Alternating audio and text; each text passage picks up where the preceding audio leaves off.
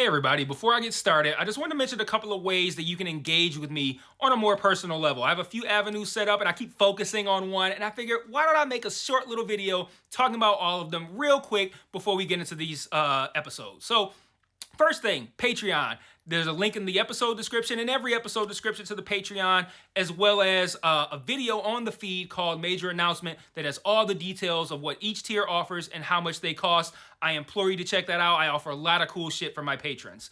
Second thing, the Discord channel. There's also a Discord link in the episode description and in every episode description.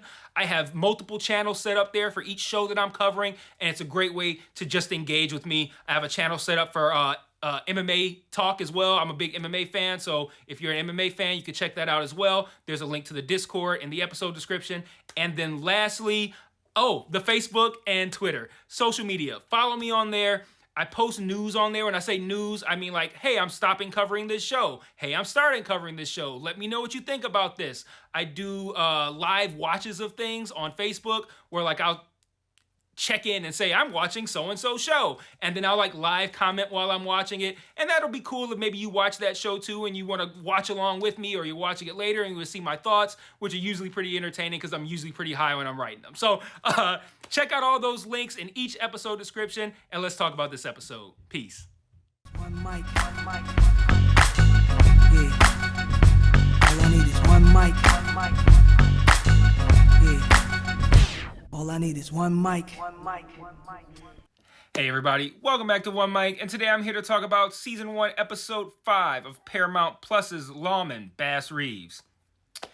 At this point, it kind of feels like it was known going in that this story didn't really have the legs for 8 episodes, but that was what they needed, so they found a way to shoehorn in inconsequential scenes and moments and drag out others, because like, episode after episode, we spend 42, 44 minutes watching this show for fuck all to happen.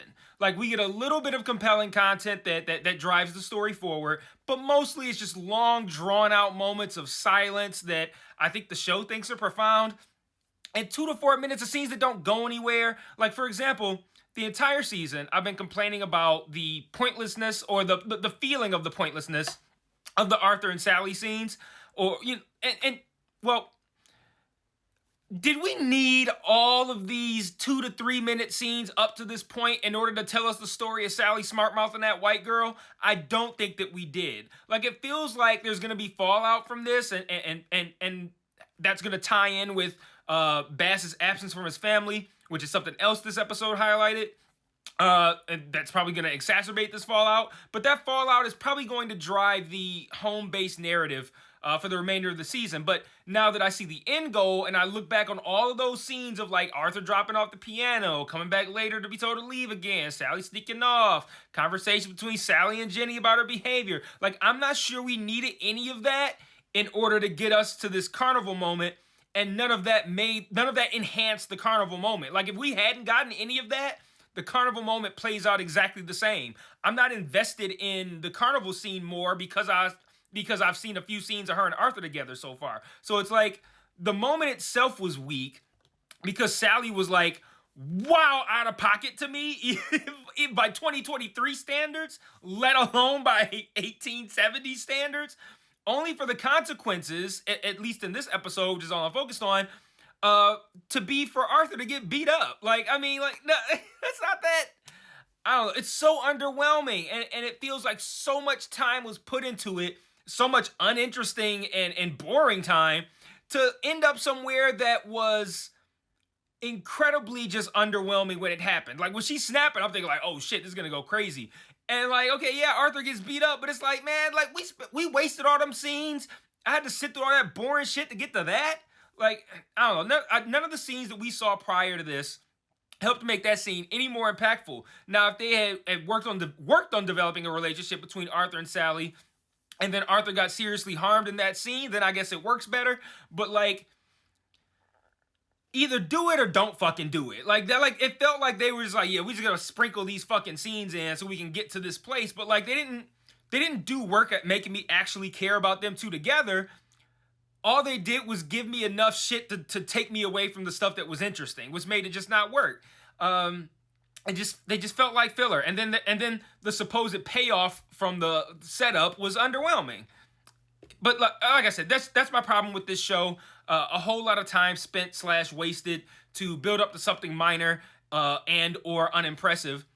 And then when we are given stuff to look forward to, it's either underwhelming or consistently delayed. Another example, they spent the vast majority of the previous episode hyping up this Mr. Sundown character, and I'm like, hell yeah, I'm ready for Mr. Sundown. Like, let's go. Coming into this episode. And then they spent this entire episode doing the same fucking thing, but instead of calling him Mr. Sundown, they just constantly talked about how black folks are disappearing. Like, oh, these black people have been disappearing. I'm like, so you teased Mr. Sundown again, but just in a different way? Or like in the last video when I complained about how they spent 8 minutes on that unnecessarily long ruse in that cold open, this week they spent 8 minutes on catching this Jim Webb guy, and then we get treated to this lackluster shootout that means fuck all to us because we don't even know who the fuck Jim Webb is or who these other people are with him in this, I don't know what that was, it's like a store or whatever that they were in. All I know is that Jim Webb's name, he was a big enough fish to interest Bass. No pun intended. And that's it. Like, I don't know. I felt like a bunch of time was wasted on that scene because I'm like, I already said it. I'm not going to say it again. Another thing I don't like is how they hyped up having, and now I'm just going off on a tangent, they hyped up having these big name actors in these shows only for them to rarely appear. Like, granted, I assumed we wouldn't see Dennis Quaid and Donald Sutherland again at all, which we did in this episode, but like, what a waste of those two we got this week, especially Dennis Quaid. Like, they brought out Quaid just to pass a message along from Sutherland's character about who to go after next. They got Dennis Quaid out here being a goddamn messenger boy. And since Quaid's appearance does lead into the basic story for this episode, we might as well talk about that. So Quaid's character gives Bass the name Jackson Cole. That's who we want you to go after. This is right as Bass is about to go home, which is of note because the show is really wanting us to pick up on the fact that Bass's absence is having an impact on Sally and Jenny back home, and then also having an impact on him. It's important. So he's about to go home, and Quaid's like, I got another fucking person for you. Like, for example, if Quaid doesn't hit him with that job, Bass takes Sally to that carnival instead, and maybe that situation with the white girl plays out entirely different, or it doesn't happen at all, or it plays out in a way that he allows him to keep them safe. So, kind of a big deal that happened. So, speaking of which, can we all agree that Bass is a complete and total piece of shit for knowing he had to leave to go on the Jackson Cole job in the morning and saying nothing to his family until Billy Crow arrives at the door the next day, like, you ready to go? Man, that was so fucked up. Like, Bass seems kind of like a piece of shit, like a pretty big piece of shit to me. Like, I still think he's being really unfair to Billy Crow, like, including how he treated him in this episode, especially, again, considering he got one up by a prostitute. So why are you talking about, I don't think you got out for this shit. And then he does, like, his family like that, too. Like, yeah, like, I'm just going to be a piece of shit to you guys. Like, I don't know. Bass, I don't know. He's supposed to be the protagonist, but I'm just like, okay, you treat your family like shit. You treat Billy Crow like shit. Billy Crow seems like a good guy, man. Seems like he means well. He's trying hard. Like, you don't have to shit on this guy like this, man. Anyway, so Dennis Quaid's character, he ain't been on enough for me to learn his name, tells Bass that this Jackson Cole guy killed a white slave owner. And the next time we see Bass, he already has Jackson Cole in custody. Like, what the fuck is wrong with this show? Like, last week, they spent too much time showing me someone get captured in lieu of showing me what I wanted to see, which was how Billy Crow ended up working with Bass. He just skipped over all the Billy Crow shit. Then this week, they don't show me the capture at all. But instead, I got to see Bass berate Billy Crow for a really shitty reason, and then I had to listen to him and Jackson sing together. Like, like, I'm going to say it again, that's the problem with this fucking show, man. Like, the show must have thought that seeing them two sing was moving or profound or artful or whatever the fuck they thought they were doing there, and they thought it was important enough to show me that shit in lieu of showing me the shit that matters that I actually want to fucking see. Like, why the fuck would I want to see these two sing when I literally just met the other guy? He don't mean shit to me. I ain't even see him get captured, so I don't give a fuck about that. Like, there's nothing that could have developed between the two of them on screen to help me find beauty in them singing. All I saw was Bass inexplicably shitting on a character I have seen enough to like, so he could fucking sing a duet with a motherfucker I just met in this scene. Like, I don't, man, this show is making so many fucking mistakes at this point. So Jackson kind of alludes to Juneteenth and saying that he was in Galveston, Texas, and what he heard there was just words on paper. Juneteenth, it's now a national holiday. It commemorates the freeing of slaves. Not in a general sense, but it commemorates the freeing of the last of them. Lincoln's Emancipation Proclamation, it went into effect on January 1st, 1863, but it wasn't until Juneteenth, 1865, that the enforcement of it was like completed, and finally it made its way all the way to Galveston, Texas. So that's what Jackson meant when he said that he thought it was just words on paper. He essentially didn't buy that he was actually free. No pun intended again. So when Jackson finds out that this slave owner who had been burning slaves alive had been elected to public office while campaigning on returning shit back to how it was back then, Jackson saw himself doing the Lord's work and taking this motherfucker off the planet, and Bass seemed to agree. I agree. So I think we're all in agreement that Jackson did the right thing.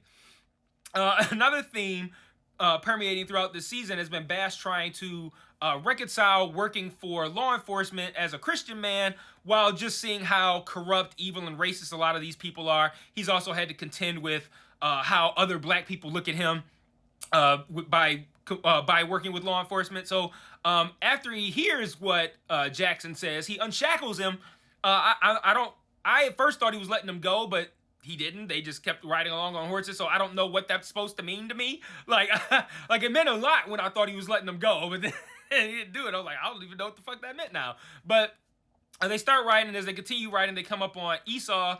You guys will remember from earlier in the season, he's Barry Pepper's character, who, when we last saw him, he was shooting and killing that little boy from Bass's temporary family. So it should be interesting to see how that plays out on Sunday. If we do, because right now this show has been nothing but boring and uneventful every week anyway, so I don't know how much commitment they're gonna have to actually following through on something that they've hyped up, but we'll see. Like I said, man, it just beats us over the head with these long, drawn-out, boring scenes that accomplish little to nothing, and it skips over showing us interesting things in favor of doing that. I think I'm on a roll. I'm just keep going. I think the show is an abject failure at this point. I don't think there's any amount of hot shit that could happen in the final 3 episodes that would redeem it. It's just been one of the most bloated shows I've ever seen. Like, checking in at 8 episodes when this probably could have been a great hour and 45-minute movie. I may or may not see you guys next week for episode 6. If it's as bad as these last 2 episodes, I probably stop coverage. There's nothing even really to talk about at this point. Like, all I did was shit on the fucking episode for however long this has been. 12 minutes? Like, I don't want to do that every week. Oh, I kind of do. It is kind of fun. But, like, I don't know, man. I don't even want to sit through that. Like, I'm going to finish it just because there's 3 episodes left. But, I don't know. Like I said, there's nothing really to talk about other than shitting on it. So, like I said, unless it picks up, I'm not going to say probably. I may stop coverage, but I kind of feel like at this point, there's not too much. Like, you kind of got to start doing exciting stuff now. Like, we got to get to the Mr. Sundown shit at this point. We got to get to whatever's going to happen with Barry Pepper's character. There's got to be the ultimate whatever consequences are going to come out of what happened with the white girl at the carnival. Like, these things there's just not enough time for them to kick the can down the road more. So I figure these episodes are going to be pretty good, but I don't know, man. This show trash, bro. This is trash. Like, Taylor Sheridan has lost his All My Eyes on His Projects award. He's lost that. So maybe until next week, I'll see you guys then. But until then, peace.